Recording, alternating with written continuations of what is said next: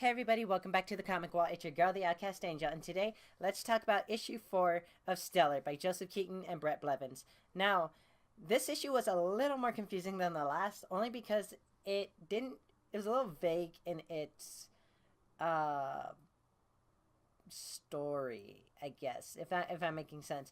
From what I understand is that Stellar may have traveled back in time or may have been pulled into another dimension, different than what we've seen in the last three issues. And so, starting off, we were thrown into this huge utopian, futuristic looking city with flying cars and ships all over the place, and these three uh, tall building like structures. And then we're met with this old man in a wheelchair with a robot talking to him, saying, "Professor Fowles, let's freshen up." And he goes into saying, "Why bother? She's seen me in worse." And so, as the robot's, kind of getting him ready for a certain visitor, as we see this person on a motorbike possibly coming over to his house, um, the robot opens the door and we see Stellar looking absolutely gorgeous. I just love her character design. She's just absolutely beautiful. And um, these two obviously know each other because he invites her in, and I'm gonna fix myself up a little bit here. He invites her in, and they have dinner together, like kind of like old friends, you know. And so um, they start talking about like your memory's warped. No, your memory's warped. That's not how I remember it. And we and one of them says, "I remember everything."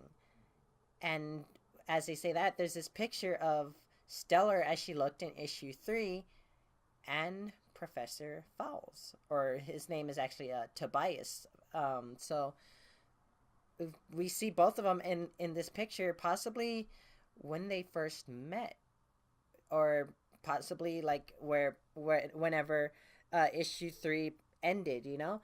And so as they're talking, um, Tobias is trying to kind of I guess urge some more information out of her, trying to get a more understanding of where she's come from.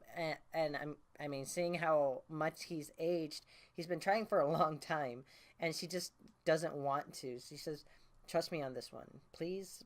Some mysteries are better left mysterious." And then we get a flashback to their first meeting when Stellar crosses into the gateway that Zenith had activated. And then we see a younger Tobias and his other scientists saying, "Contact is imminent. Brace yourself." It looks like a woman. And then Stellar comes through saying, "Stand down." And that's when Tobias says, "We don't have any ill intent, I assure you." But then when Stellar realizes that they understand each other, she realizes again that there's another threat going on, which is Zenith, who was kind of um, incapacitated behind her, but she felt some kind of threat, you know. And then she blasts this blast of energy into the gateway, possibly destroying it. I'm not too sure exactly what happened there, but now we're back with them, and um, you know, it's obviously a lot of time has passed because um, Tobias starts to say, like, for so long, truly I was finishing what my mother started. We worked so damn hard to activate whatever we were activating, and for what? Like, it was kind of for loss, you know. And so um, Tobias asks why she's here, and she says, "It's the usual, checking up on the past." He says, "Yours?" "Well, not exactly, but almost." Now, this is where the time travel jumps in, but also the alternate dimension, because we see Stellar riding her motorcycle again down some kind of country road near a train track, and she stops in front of this house, and she's surprised by a little girl with white hair and purple eyes. And she says, You lost or something? Because I see you driving and stopping once every little while. Was thinking you'd gotten lost." And she's like, "There's something kind of funny about you. Something kind of familiar." And we see them side by side. Obviously, she's a younger Stellar, and Stellar has been checking up on her. Seeing the life that she had been taken away from her when she was, created into this weapon of mass destruction. And so she tries to, kind of invite Stellar back to dinner, and Stellar says, "No, I should get going. You're happy though, right? Life's good." And little Stellar says, "Sure is." Just then, little Stellar's mom comes out saying, "What I tell you about talking to strangers?"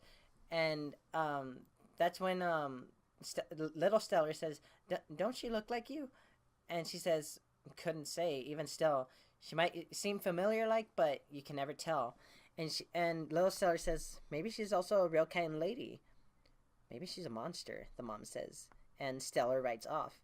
And then we see Stellar in this kind of rundown, broken down, I guess, apartment building, or maybe just a building that she's, squatting in. And we see her staring into this broken mirror, seeming pretty depressed, honestly. And in this next scene, she seems just a little scared, or a little, just sad, honestly, because she's seeing a world where this war didn't tear up the universe, didn't tear her away from her family and turn her into something she didn't want to be. So this really tears her apart, honestly. In the next scene, we see Stellar coming into this diner, and this I guess the restaurant owner, or the waiter or whatever, he's saying, "What are you doing in town? Sticking around?" And she's like, "No, passing through." And he's like, "Oh, well, just in time. Some friend of yours was asking about you." But Stellar doesn't really know until we hear a voice behind her saying, "Anybody? Really? You look like you've seen a ghost, Stellar." And then we see Zenith's creepy ass face standing behind Stellar, and Stellar is absolutely terrified by this, because we thought he was dead. I thought he was dead, or I thought he was left back in that other dimension. But he seems to have healed up. He's not as upgraded as he was in issue 3, and so he proposes, let's take a walk, let's catch up, reminisce on old times. And Stellar is automatically ready for a fight, starting to charge up an attack, but I mean, she's in a crowded area, you think she'd be a little smarter than that. And so Zenith kind of calms her down, saying, "No, let's move." And he starts to say, like, "How long has it been? It's been almost 30 years on my end," and about the same for Stellar. And Zenith starts to say, "I have so much to tell you. For now, I want to assure you, I have no intent to ruin what you have here. Our world without the war, it's well worth preserving. But to think, our people tore our universe apart because they found out we weren't alone. If only they had wanted or waited, if only they saw it was just more us." Now, I'm starting to think that this, the reality they're from, when they discovered, that they weren't alone, excuse me, that, they were scared and they wanted to destroy it, Or, I honestly don't understand.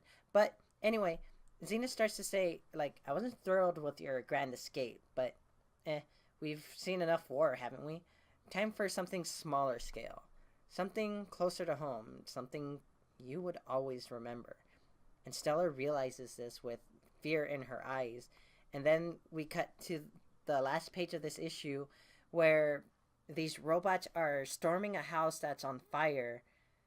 And turns out this is the house of little Stellar. And we see this bloody little bear that she had with her on the floor under the iron boot of a robot. And holy crap, like what is Zenith doing, and like where is this gonna go, well, from here, like it's just I don't know.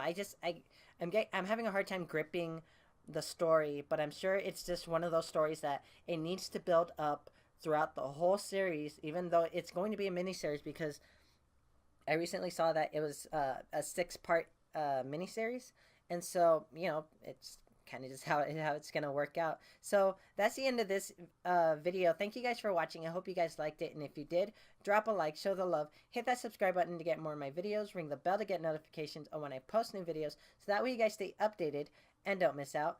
And if you have any theories as to where this series could be going within the next 2 issues, throw them down in the comments. I'm always open to talk. And with that being said, I'll see you guys next time. Bye.